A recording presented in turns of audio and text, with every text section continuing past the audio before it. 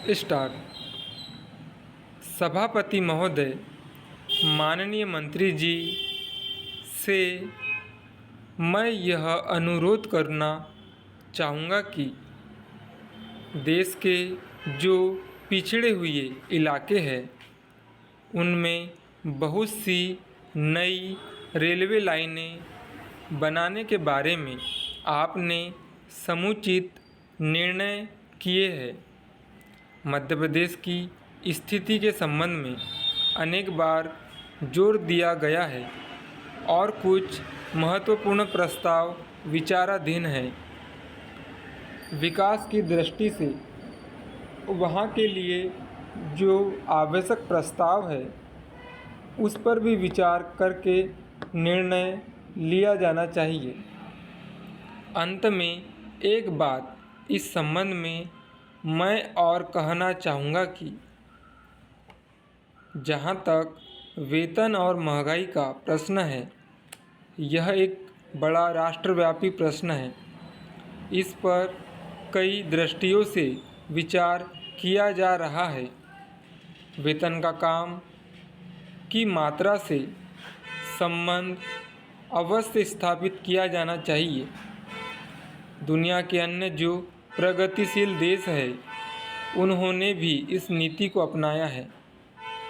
महंगाई और बढ़े हुए वेतन का कोई अंत नहीं है।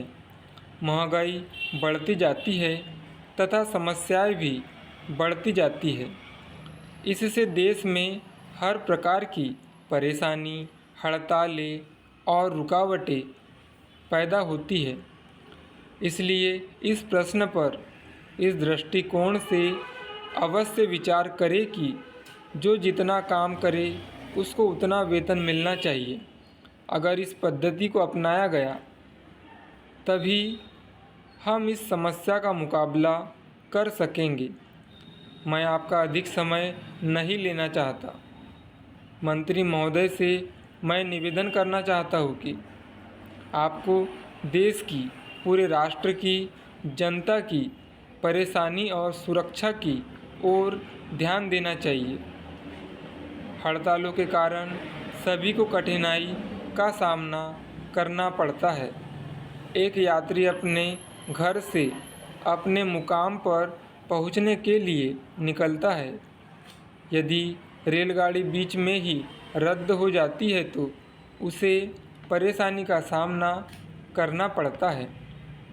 इस देश में लोग रेलवे को यातायात के प्रमुख साधन के रूप में प्रयोग करते हैं।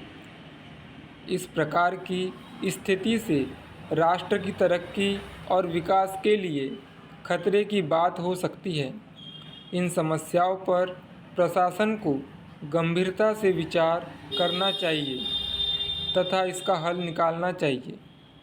यदि तत्काल ही इस समस्या को सुलझाने का प्रयास न किया गया तो आगे चलकर इसके भयंकर परिणाम हो सकते हैं।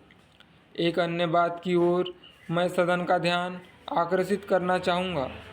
दिल्ली के कार्यालयों में काम करने वाले कर्मचारी निकट के राज्यों से प्रतिदिन रेल से यात्रा करते हैं।